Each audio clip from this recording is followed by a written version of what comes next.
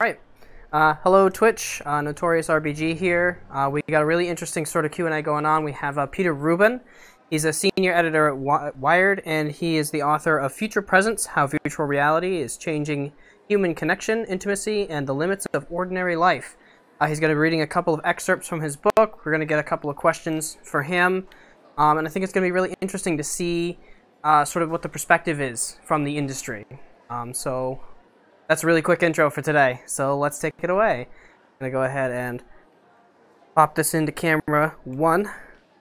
There we go. Alright, Cole's gonna get this room opened up for us. Looks like we've got plenty of people in here though to get started. Clarity. And like security today. So, I don't like your butt in my face. Alright, welcome everyone. No. This is, thanks all everybody for coming out. So this is Peter Rubin. He's the author of Future Presence. He's also a senior editor at Wired. He's going to read a little bit from his new book today, and then if y'all have questions, we can do a Q&A with him after that. I'm just going to give him the mic and let him get started. Yeah. Excellent, thank you. Hey everyone. Hello. This is pretty remarkable. So I have to say that next week I start kind of reading from the book in bookstores because the book comes out on Tuesday, but this is the very first reading that I have ever done from the book. And I wanted to do it in here with you guys. I wanted to do it in VR. I wanted to do it in Rec Room specifically because, as some of you might know, there's a chapter in the book that's kind of all about Rec Room. I think it's an incredibly interesting and it's an incredibly interesting platform that does some amazing things and has brought some amazing people together. I got to say, I'm a little intimidated by the number of level 30s I'm seeing out here in the crowd. I think I'm like 18 and 16. Thank you. Not cut me down to size. That's good. I don't want to get inflated to myself. 16. What's up? And so what I thought I would do is kind of start at the beginning of the book. I got a few different like little snippets I'm going to read, and then open it up to questions if you guys have them. But if there's anything specific that you want to know that might actually be in the book that I can read from, I'm happy to do that as well. So why don't I start maybe from the beginning, and then we can go from there. And what I'm going to do, the only way that I can really do this is to put on my desktop overlay. So if I'm acting weird and I'm kind of turning my head like this, it's because I'm totally unaccustomed to reading from a PDF for you guys. So, whoops. You're the best, kids. Let me see if I can get this going. Did I just drop the mic? Yeah, I think you did. Yeah, you accidentally. No, it's in your body. It's a little bit low. Oh, that's wild. It's Okay, fine. so you can still hear me. Fantastic. Yeah, we can still hear you. This is really weird. All right. So right now I can only see some of you, unfortunately. Okay. So this is the introduction to the book, which comes out on Tuesday, and it's just called Welcome to Virtual Reality. When the video starts, all you can see is an older woman sitting in a chair. She happened to be 90, although signs of her age are obscured by the black box that cover her eyes and nose. What you can see is her mouth, which hangs open in wonder. When the camera pans away from her, it becomes clear that the black box on her face is connected to a laptop computer which sits open on the table. On the laptop, you can see 2 images of a green lawn and trees. That's what the woman is looking at in the black box, which is an early version of a virtual reality headset. Back to the woman the camera swings. When she speaks, it's like something out of a Cheech and Chong movie. "Oh man," she says. "It's so real. Oh lordy." "Pretty cool, huh?" says the young man holding the camera. "It sure is," she says, looking around. Inside the box, a screen combines the 2 nearly identical images into a single 3-dimensional one that wraps completely around her. If she turns her head to the right or the left, or even turns all the way around in her dining room chair, she can still see everything else in the scene, from a hill in the distance to the stone villa directly behind her. "Is it my eyes?" she asks. "Or are the leaves blowing? Is this really Tuscany?" "Someone made this on a computer," another young man in the room says. "This is all made by a computer." "If I ever explain this to someone else," says the 90-year-old woman, "they won't believe me." And that sentence, more than any other, gets to the heart of what virtual reality is all about. Virtual reality, or VR, in the interest of staving off carpal tunnel syndrome when I write this book, resists description the way a dream does or a memory. You can tell someone about all the things that you saw and heard while you were wearing a headset.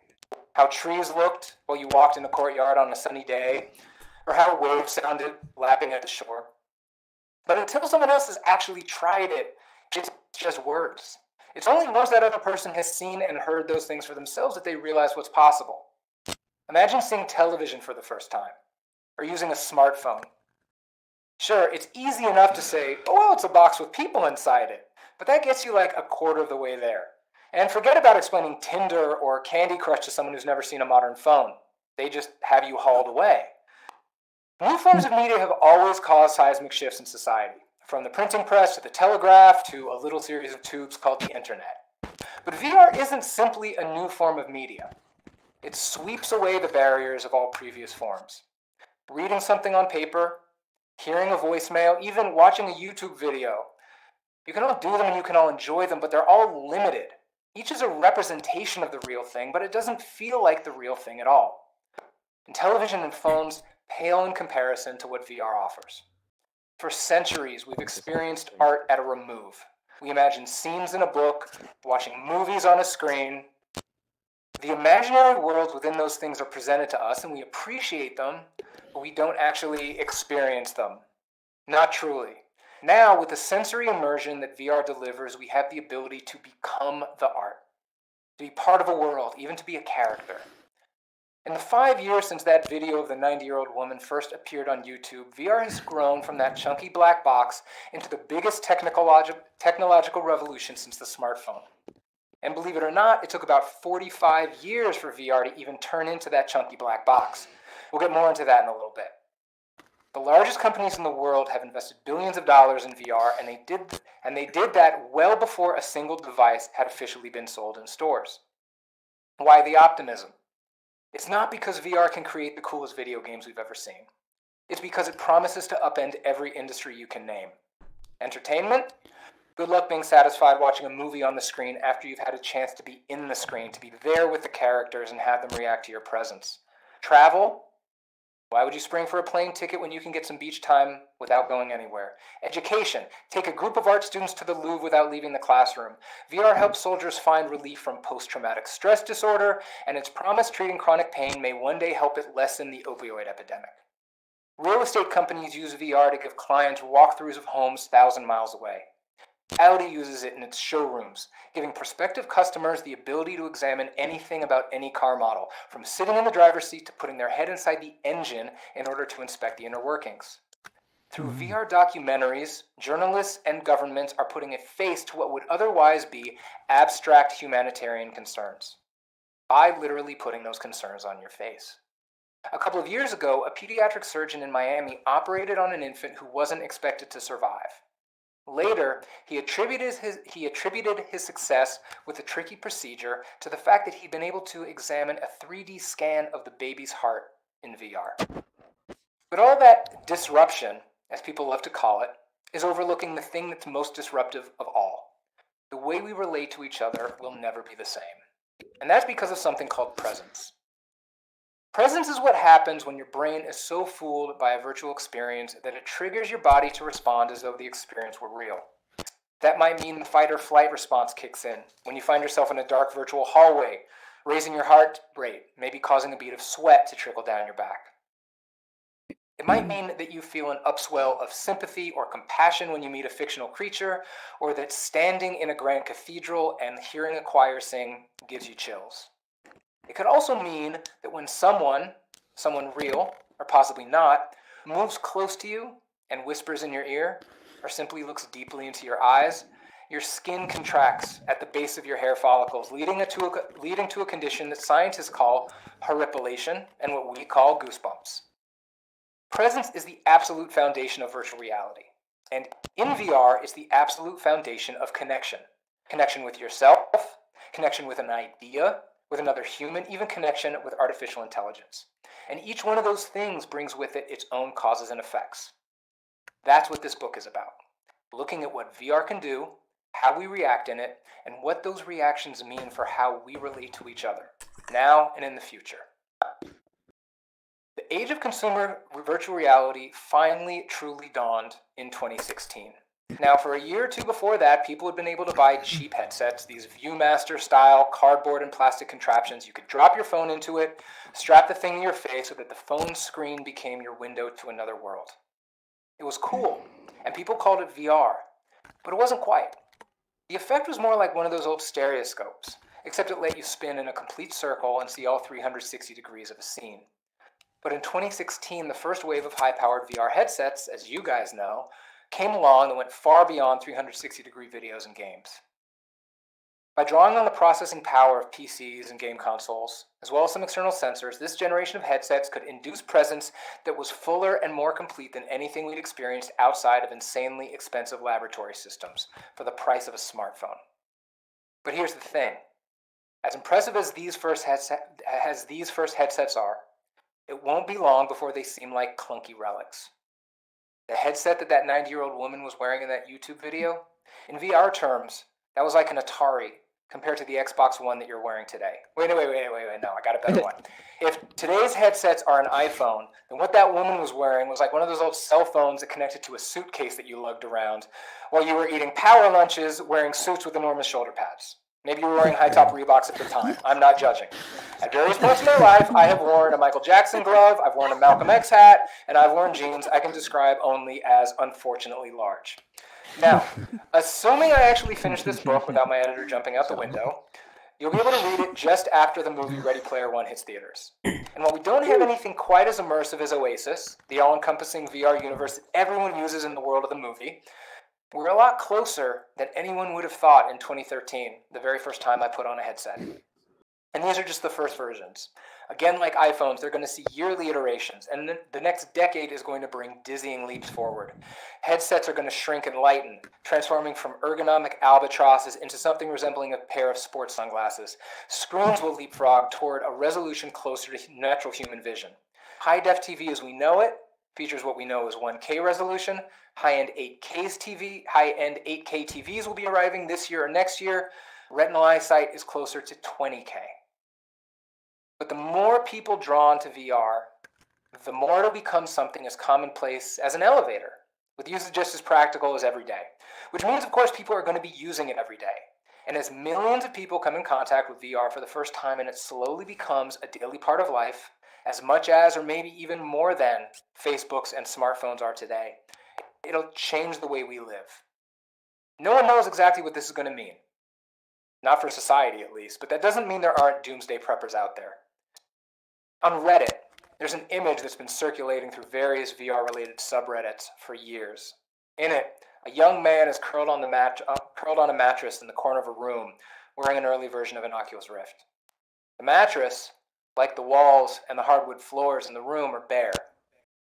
A cable connects his Rift to the nearby laptop, and on it you can see what the young man is seeing. It's a green meadow on a clear day, a rainbow extending overhead from the horizon. And the title of the image says, "This is where I live now." Of the hundreds of comments that have been appended to the image on Imgur, the top-rated one is more than 4 years old, and it says, "I bet porn is great with those." Much more on that in a later chapter. We'll get there. Moving on in this reading. This is PG-13. This is PG-13. That already happened, though. Yes! How dare you? And it's already happened. Of course, the possibility of losing yourself in an artificial paradise exists. It's a classic dystopian scenario, one that science fiction has harped on for decades, and everything from classics like Aldous Huxley's Brave New World to prestige TV like HBO's Westworld. Every innovation creates a wave of concerns about our tuning in and dropping out, and you'll find plenty of hand-wringers even today worried that we're barreling towards a nation of slack-jawed VR dropouts like the one in that Reddit photo. But much in the way that the internet bred community, as well as escapism, VR is going to have a sociological impact that will dwarf any Chicken Little fantasy of a world of virtual hermits.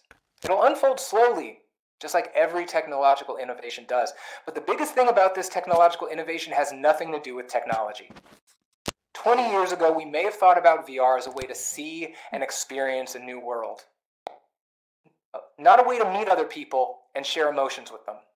But that's exactly what makes VR and presence so seismically important.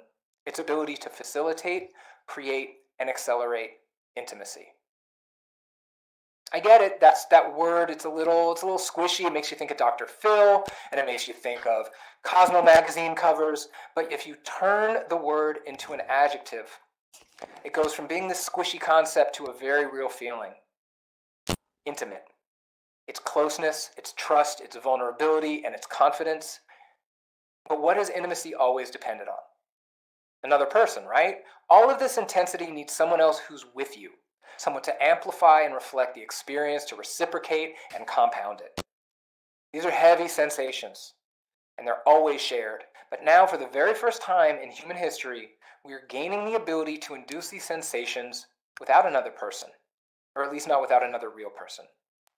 Given VR's mind-bending capacity to elicit emotional reactions with a simulation, intimacy can be found with a program or a recording as well. So what does that mean? Are we all going to end up marrying robots? Will we forego our real friendships for our favorite virtual relationships? It's natural to jump to depressing conclusions. But if you go a step further, you start to see the real possibilities we unlock with access to intimacy. Because we're not talking about people shutting each other out. We're talking about people finding something. Maybe they're finding a feeling of connection that's eluded them for much of their lives. Maybe it's therapeutic. Maybe it's cultivating an ability to relate to others in a deeper, more meaningful way. Maybe it's adventure, or it's arousal, or some other form of fulfillment. So the real question in all of this is, how will VR affect human interaction? How will it change friendships, relationships, marriages, sex? As VR obliterates the constraints of what we're able to experience, how will it change what we choose to experience? And how we share our lives? That's what we're going to find out together, me and you. So that is the beginning of the introduction to the book. Thank you. Thank you, guys. Very, very abstract. There's not a lot of concrete stuff in there. It's just the first few pages. So That felt like I want to jump to, unless, let me say this. If people have questions that they immediately want to, hold on, how do I, sorry.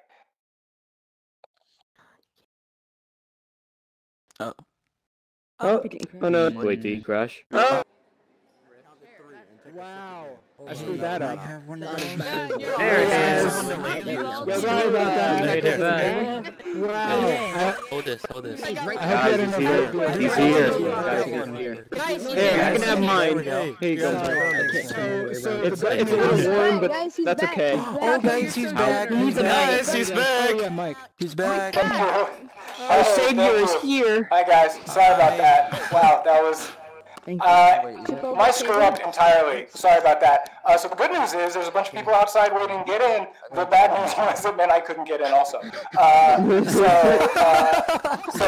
afterlife? For hooking me up. It's amazing. There was a bright light, and there was there were basketball rooms, and there was a ping pong table. Were there go-karts there? That sounds like my life. There were go-karts through a door. In the VR heaven. Yeah, something said Jumbotron. I didn't know there was We have Jumbotron. VR Jesus. It's fun being in the room of the junior accounts, right? Oh, nice. All right, let me pull this back up and then see if I can get Sorry, it. I roasted. Yeah, okay. I got it. Don't roast the kids. Don't roast the kids. No voice. Can't hear you I like got it, that. Okay. So what I I was was saying before I kicked myself out. So I got another snippet of things of stuff to read, which kind of is a very, very short history of VR. But I thought I would interrupt myself to see if you guys have any questions, or if there are any specific topics that you wanted to hear about that maybe I talk about in the book, that maybe we could do it that way. So I would much rather just talk with you guys, unless you'd rather hear me read. So let me start in the back. Ender, what's up? Hey, I got a question about hats. Oh, do you need a mic? He's not a developer. He's not a developer. Someone get a mic. Q&A. I did not think that through. So I told you. I called it. This is Comic-Con. One person. Be that one person who owns it. Okay. Is this how the dev Q&As are? Yes. This is where the dev Q&As are. Yeah. So we're specifically looking for what kind of questions are we Wait, looking hold for? on. Can you hear me? I can hear you now. Yeah. All right. Yeah. I need a mic. Yes. So basically, He'll just so B-Boss did just ask if there's any particular questions, and I would say no, not necessarily. Anything is kind of fair game. I mean, questions about stuff that I talk about in the book are obviously probably a little bit better, but if it's just VR stuff in general or about writing a book or any of that stuff, that's totally fine too. All right, so I have a question about the hats. There's one in particular, which is You're asking about hats and hats? what? Sorry, everyone's laughing. I knew it. It's not a dead Q&A. Let him talk about hats.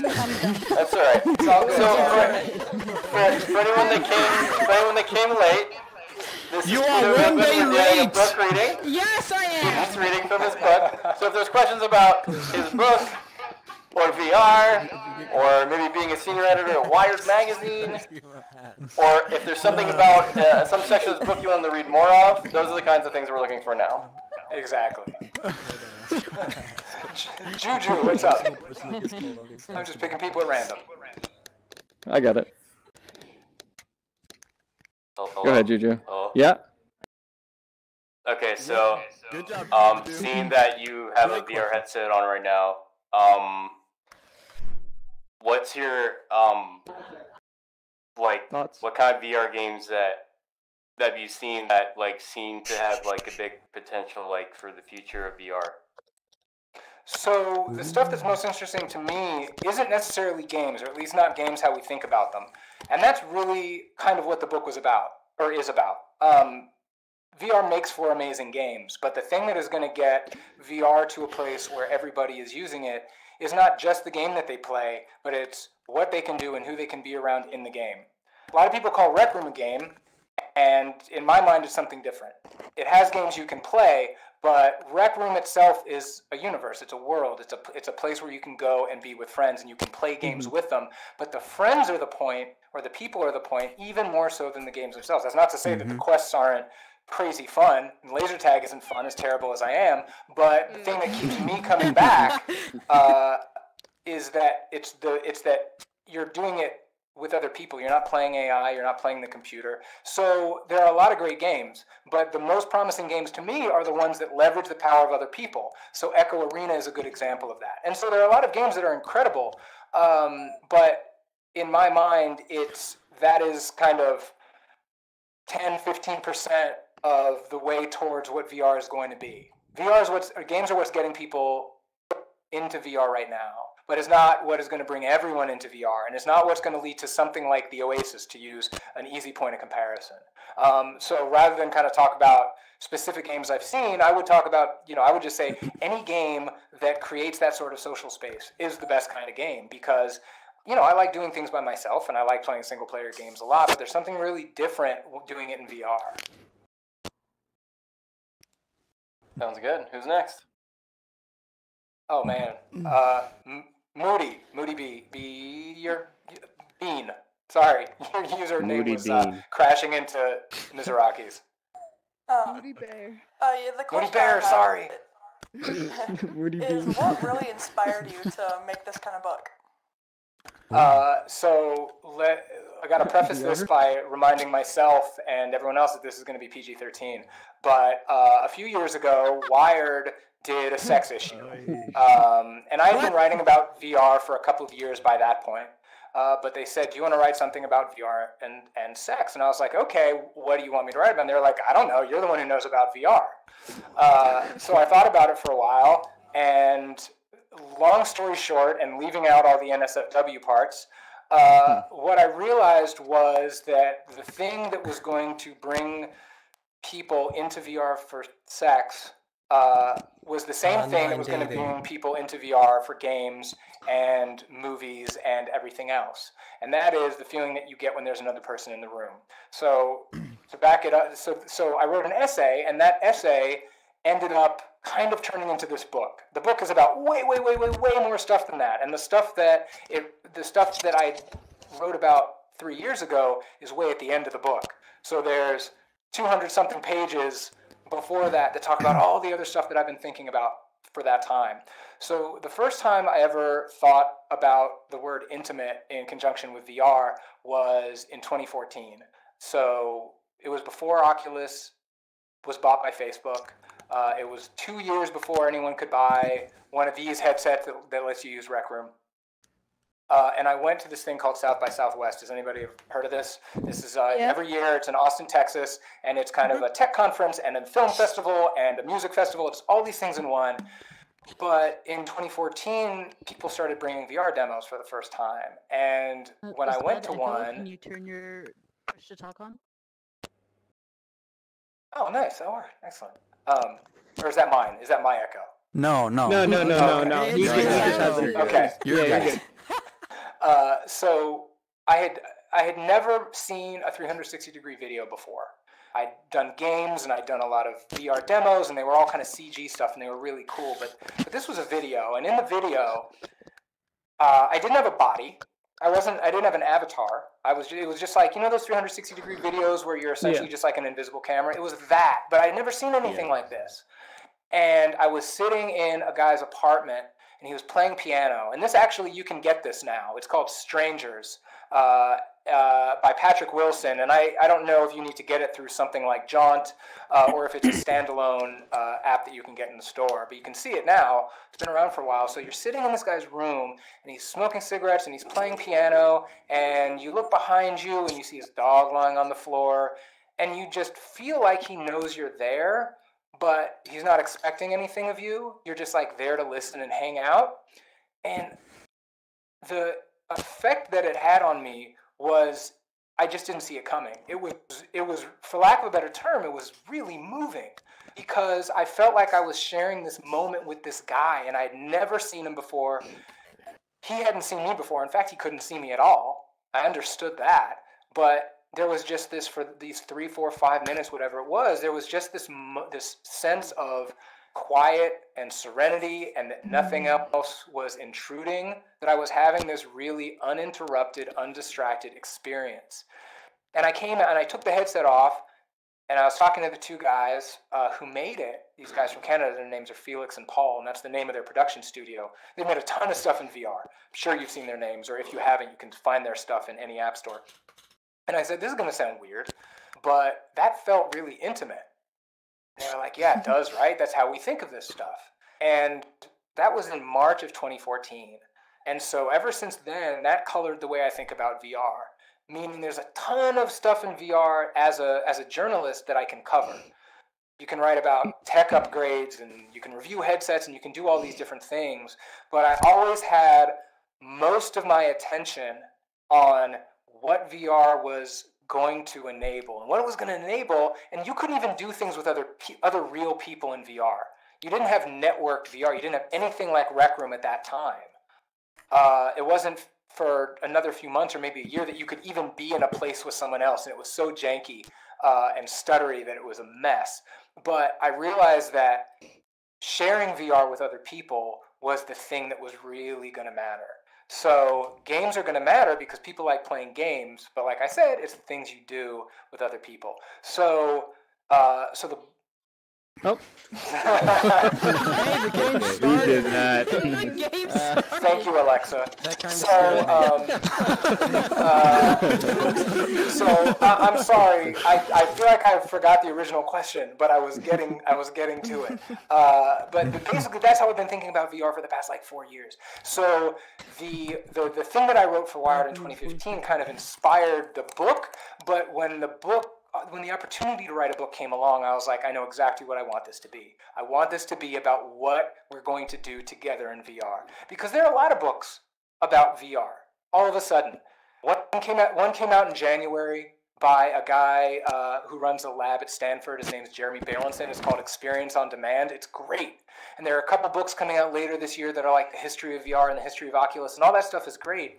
But I wanted a book that people who had never used VR to be able to pick up and read and understand why the people who use VR are so excited about it. Because, and I make this point, there's this term in the tech world called an evangelist, right? If you're an evangelist, like YouTube has someone on staff called an evangelist, and people have VR evangelists on staff. And it's basically your professional job is to get people excited about this stuff. But what that overlooks is the fact that everybody who uses VR is an evangelist, and I'm an evangelist too.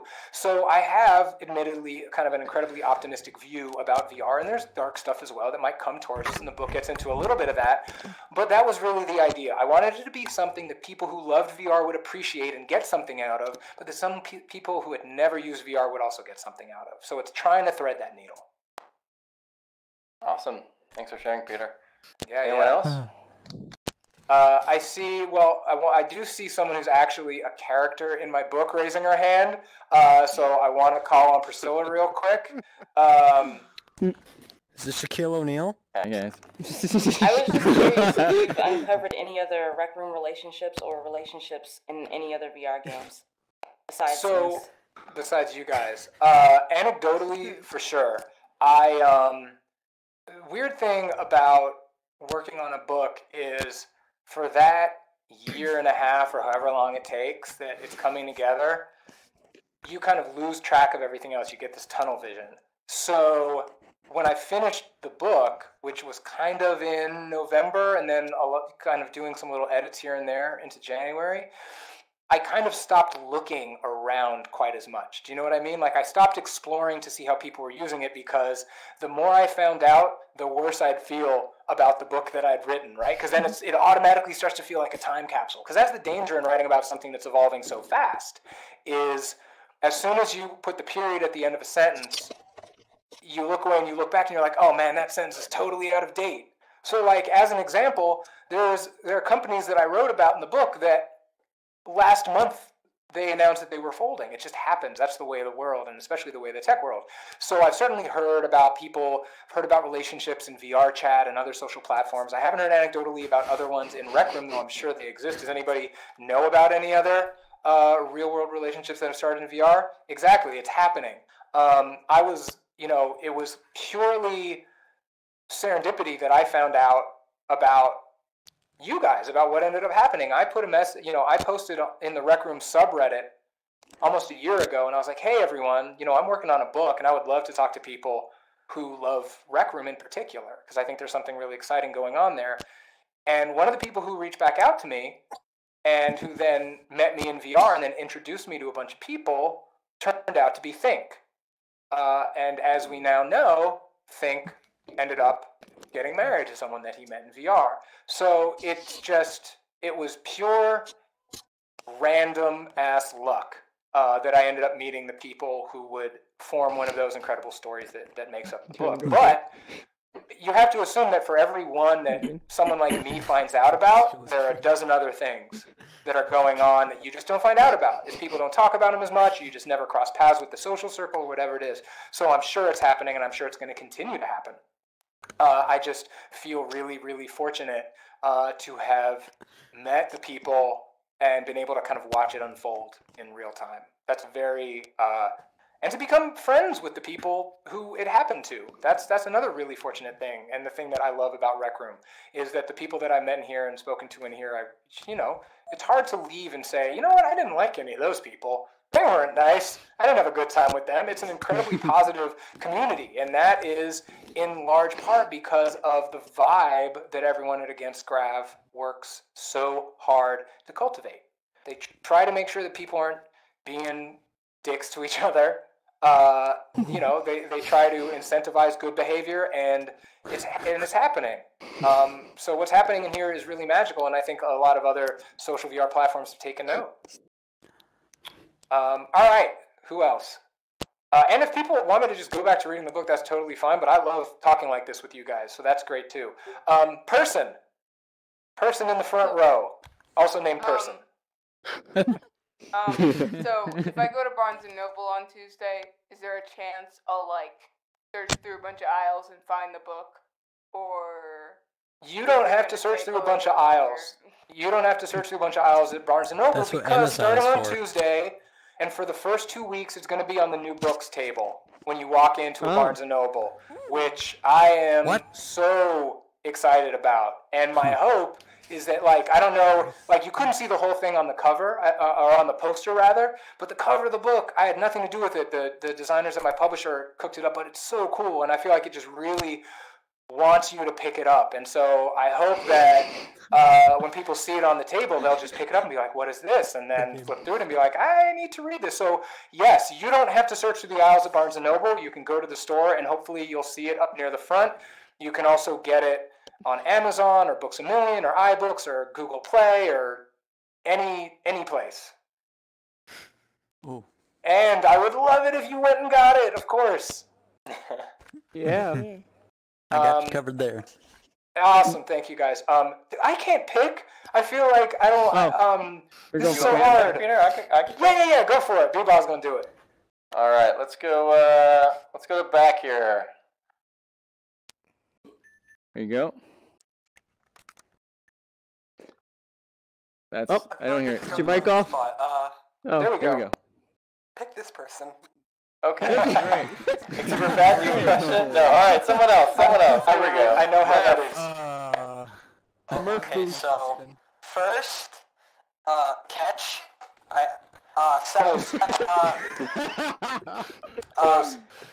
Anywhere in your book or in your or knowledge that you have currently, do you know where my stand is? Where your stand is? So, yeah. I think actually. Go ahead. Oh no, I think actually, I think it's on page 137. 137. That's where your stand is. Oh, okay. You got it, Murph. Book then. Memorization is on Let's go here. I'll find you. I was wondering, so you talked about like how things are happening so quickly. If you had any notes on like the disparity between new generations of headsets and things like that versus the old ones, and how that gap will play out over time as new technology comes out, making the old ones obsolete. That's such a great question, and it's such a fascinating one to think about. Just because, for example, I would assume, and I can't guarantee this, but I'm sure that everyone at B-Bras and B-Bras and everyone else is using a Vive Pro at work, right? Just because there's an example. There's an example of a thing that just came out and developers are using and are not quite yet available for consumers. But the really exciting stuff is kind of on tap oh, right, it did. It came out April 4th. Sorry about that. So maybe that's not the best example, but let me move to this. So over the next year or so, you're going to start seeing these standalone headsets coming out. So something like the Oculus Go, which is kind of like a Gear VR without a phone, but then you have things like Lenovo is coming out with one that's totally self-contained, but it has positional tracking inside out. So all of a sudden, the idea of untethered but well-tracked VR, positionally tracked VR, is becoming possible. So you're going to have this third category of totally self-contained things that may not be as powerful as the ones that hook up to a PC or game console, but are delivering a better experience than anything mobile has managed. And then you also have these kind of development platforms that manufacturers are making available to vendors and to developers. As an example of that, Qualcomm last month announced that they've got this new platform for mobile that allows for room-scale VR and gaze tracking. So there's this company called Tobii, and I don't know if you guys remember that the developers actually at Against Gravity put up a blog post that they were playing around with eye tracking. I don't know if any of you saw that, and it just kind of makes your pupil, like, it really is incredible. So as that stuff starts getting built into headsets, that has a whole host of great kind of consequences for VR, not the least of which is it makes social interactions that much better. Like, all of a sudden you can wink at people, and if you turn your head or if you just look over their shoulder, they can see that. So the subtext of a conversation becomes that much better. So as a journalist or as someone who even reads a lot of tech-focused coverage on VR, you have a sense of what the next year or two are going to look like. And then there's the stuff that I see that isn't going to make it into a headset anytime soon, right? It's like these incredible AR and mixed reality experiences, stuff like Magic Leap, and stuff that is like, the next the next step is for VR and MR to start to merge together, so you can kind of have the best of both worlds in a device. So I think that you're always going to have headsets that hook up to a computer that are going to be more powerful than anything untethered you can have. But those untethered ones are, in my mind, the most important, because those are the things that you hand to a friend. Those are the things you throw in a bag. Those are the things that, if it can give you a stable, immersive experience, is going to make people really want to buy into VR at a level that they haven't before. All right.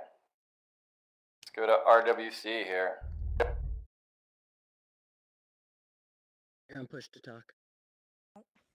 Okay, first of all, I've been doing the social media kind of thing for the last 25 years. Well, let's say at least 20 years. When I started with America Online, I found a room called The Pub. Of course, it's no longer, that room is no longer in existence, but we had a Pub Live right after I got married the first time, and so I was able to attend it. Now, and the one thing I missed there is what I was able to find here in the rec room environment was the social interaction and actually seeing people. One of the things we could do with our keyboards, we could do a fly pie, and you typed it in with the right code, and you would hear the pie coming through the air and go splat. So we all tried to find as many sound effects. If there was out there, you wanted it on your computer. Well, now in the VR world, we may not have a flying pie to activate, but in the paintball, you're hearing the paint coming by your ear, or the shotgun blast and things like that, which are, to me, is really incredible. The other thing, which you kind of touched on, was how you found out about the wedding thing. But some of the things you didn't mention in your article, and I don't know if you were aware of, at that time, we couldn't save a room. The room was actually created that day. I sat in that room for over 2.5 hours once I started creating it, because, like, the cake had to be made while the room was active. We couldn't decorate it as we could today because we didn't have that ability. So even the short time that I've been in Rec Room, and since the marriage, which was just last year, we have come leaps and bounds beyond that, being able to save a room and keep coming back to it. The only thing I wish Against Gravity would do is allow us to have even more people come in the room with us. Me too. So I see you snuck in a dev request. I see what you did. You have a question for Peter? Well, it's just, I think your article was great. How much more research have you done from the past before VR came out? Because like I say, the social thing of being able to go to a room and talk with friends repeatedly has been around for so long. Absolutely. I'll let Peter take that. No, that's absolutely true. And the internet, from its very birth, was about social interaction. From the well and other MUDs to chat rooms to things like Instant Messenger and all these things, IRC, Usenet, all of these things. I remember using NTalk when I was in college on a Unix terminal to talk to people in other places. So what's different about VR is what you just explained to me was you had to type in a certain command to make a pie fly through the air. Now all this stuff is embodied. You reach out with your hand, you grab a pie, you throw it at someone. Yes. What that does is it lowers the boundary and it makes everything feel that much more like an actual experience. VR is not, it is not a process of creating workarounds, and it's not a process of mediated communication. You're not using a keyboard and a mouse. You're using your body. You're really doing the things you're really doing. So, of course, I mean, and there is some stuff in the book about like what the internet has been used for socially, and the way I wrote about the wedding in the magazine excerpt, and there's much more about the wedding in the magazine excerpt than there actually is in the book, given the timing of the book.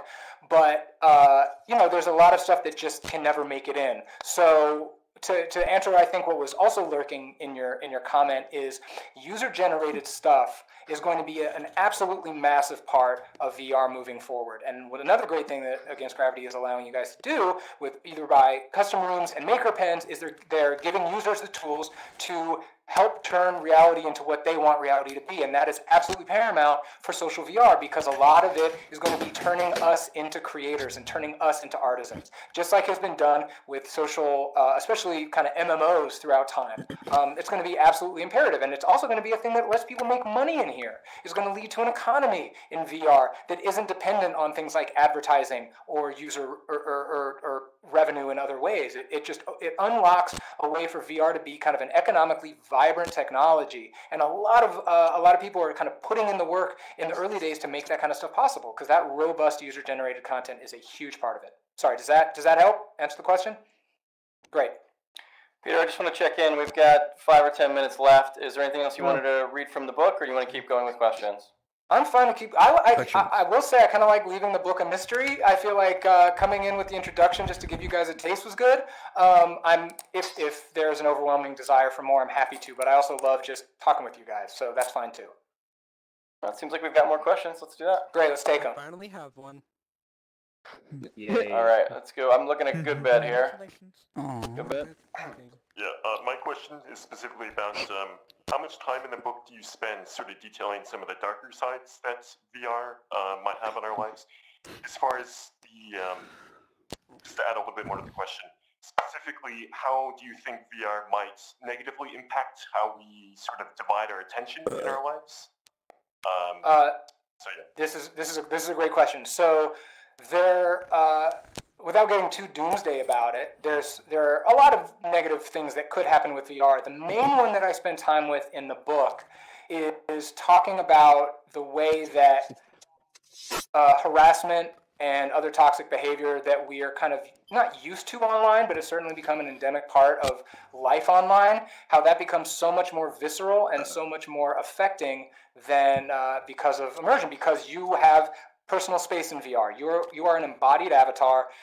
When someone invades that personal space, or just to talk to you, that can be profoundly upsetting and even traumatic. And so I do spend some time talking about why that is, talking about how that proximity thing, there's a whole kind of field of study called proxemics. And so I talk about a couple different studies and how it works the way it works and what that means. And the main conclusion of at least that part of the discussion is that the people who are creating VR right now, they saw what happened with the internet, right? Everyone's seen that movie and they don't want a sequel. What happened with the internet is that people got big before businesses got big before they got safe. And so what's happening now is developers, at least the good ones, are prioritizing user experience and user safety over scaling, growth, and making revenue. And so that's kind of an important distinction. So the thing that you bring up about attention is a great point, because right now VR doesn't really have distraction. If you're using a mobile headset, you can get notifications in it, but it's not a ceaseless parade of pings and buzzes and beeps, except for the ones that I've been getting. Thank you for all the friend requests while this has been happening. By the way, everyone, I'm going to go through those as soon as I get out of here. But by and large, the time that you spend in VR is quality. It's quality time, right? It really is. And it's quality time of a degree that everybody wishes we could have in our daily lives, but is so much more difficult to have. And so, to me, that's a good thing. Later as the technology gets better and better and better and better, it will get to a point where the debate is being had, is spending time in VR intrinsically worse than spending time in real life? That's a philosophical debate, because what you're doing when you spend time in VR is spending time in real life. You are with real people. You are having real experiences. This isn't watching TV. And that's what the kind of people who are wringing their hands about VR are missing. They don't understand, I guarantee, because they have never done anything like this, because they have never watched a movie together in VR. in big screen, because they've never attended a dev Q&A and had their voice heard by the people that are making the thing that they love using. All these things, it is real things you're doing with people, some people that you haven't met yet, some people that are already friends in your life, and there are so many different ways to do this, that people who worry about the time you spend in VR don't know what's in VR. That's all I can think. All right. Someone who hasn't asked a question yet? All right, I see Sis here. Yes. Okay. So what I do in here is I host events like concerts and stuff. So I've had people, yeah, shameless plug. I've had people come into the room, up to 40 people, just to hear some really good music from live performances. And I want to know your opinion on that. Like, do you think that'll turn out to be a negative thing in the future, like if it gets like super big? That's going to be huge. That's going to be absolutely a massive... Creating art in VR, whether you're using virtual instruments or real ones, is absolutely, it's unbelievable. And not to, you know, there are other platforms that do this as well. If any of you have ever used the Wave VR, it's just kind of it's kind of a DJ-driven dance party environment, and it's incredible. And that is and you know, high fidelity enables all these other things as well. And what you're going to see happen as the technology gets better and what the platforms are able to accommodate gets better is those kind of virtual. I mean, I've seen Reggie Watts perform in VR in AltSpace, and it was amazing. I had a front row seat to a concert that, you know, I never would have been able to go to otherwise, because he was in LA and I was in Oakland. But that, you know, whether you're putting people in virtual seats at real concerts that are being streamed in VR, or you're creating real, you know, you're creating art in VR for virtual people, for people who are also in VR, it's just an absolutely incredibly fertile avenue. I agree. Who else has a question for Peter? Oh, yeah? Arden, we're coming up to the top again? You got something? Redemption time. Do you think they're ever going to end up adding a cooling thing to the helmets? Because I feel like I'm dying right now. Please. Yeah, Arden's question is, the headsets are very warm. Yeah, they can be. I think that is a function of the headsets getting lighter, for sure. Lighter and smaller, which will continue to happen. More headaches. Hopefully. All right, we've got time for another couple questions. Yeah. All right, let's go to Sparky. I had a really important question. Is there a certain part in your book that talks about people that suffer from social anxiety? Because I have a group that's almost to 50 to 100 people, and 90% of the people have some sort of social anxiety. But when they open up to another person for the first time, because they can't experience that in the real life, it's a real life-changing decision that they have actually been able to open up to someone over the internet, compared to something that they cannot do in real life. There's some way in your book that it talks about how it helps people with social anxiety? There's a lot in the book that talks about that. A lot of the chapter about Rec Room talks about that. A lot of chapter about other places talk about that as well. You know, just before I came in here to talk to you guys, someone interviewed me for the book, and they said, you know, what you're suggesting sounds kind of like a paradox. If VR is good for people with social anxiety, but you're saying it's also a lot like real life, then how does that work? Wouldn't they be just as anxiety-stricken or nervous about talking to people? And I was like, well, there's two ways that's kind of wrong. One is you go in the first time, and you're still really uncomfortable, and you leave, but it's easy to just get back in there, right? So it has, you know, the reason that VR has such good therapeutic applications for things like phobias and anxiety conditions is that you can... Bless you. You can get practice. You can get practice, and then the other thing too is that you have the anonymity of the internet. That's one thing, right? Where you're typing with people, and it's one thing, and you can be someone you're not, and you can kind of have a false bravado. And then there's real life, which brings with it all the anxiety of approaching a stranger and talking to them and putting yourself out there. What VR does, and I make this point in the book, is it creates this kind of third track of social interaction. You're a little bit anonymous. Your avatar can be whatever you want it to look like, and your name can be whatever you want it to be. So you have a little bit of remove.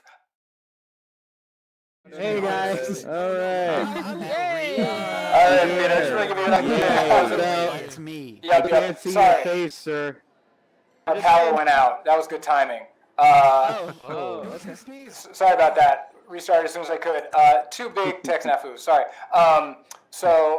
Basically, yeah, third track, low stakes, but comfort level in talking to new people, and so there's a lot more about that in the book, just to go back to the original question, which was a great one. Guys, really, I want to thank you all so much for coming to this. This was incredibly fun. Thank you for easing me into the world of reading from a book. I hope you all find it or borrow it from a friend. And I look forward to seeing all of you in VR from now on, especially in here. I'm going to go through all these friend requests, which are phenomenally exciting. Can't wait. I'm terrible at everything, though, so take pity on me. Terrible at quests and terrible at laser tag. Throw your cameras. No worries. No, we will shoot you. Alright, thanks everybody for coming out. Let's hear it for one more time for Peter Rubin, author of Future Presence, senior editor at Wired. Nice. Thanks, Peter. Sorry for the technical difficulties. Alright, we're not muted anymore. I was an idiot, and I muted it. So yeah, that was the Q&A. We had a really nice reading at the beginning. A lot of really interesting topics brought up. If you have the opportunity, definitely take a chance and check out his book. Check out any of the writing he's done for Wired. He's an absolutely phenomenal writer, and he's very good at sort of doing the research and explaining to people what VR is and how it's going to sort of affect us as a society moving forward. So yeah, if you missed it, I'm going to be posting this up on YouTube in a couple days once I have it nice and edited and we have all the technical snafus taken care of. So, thanks.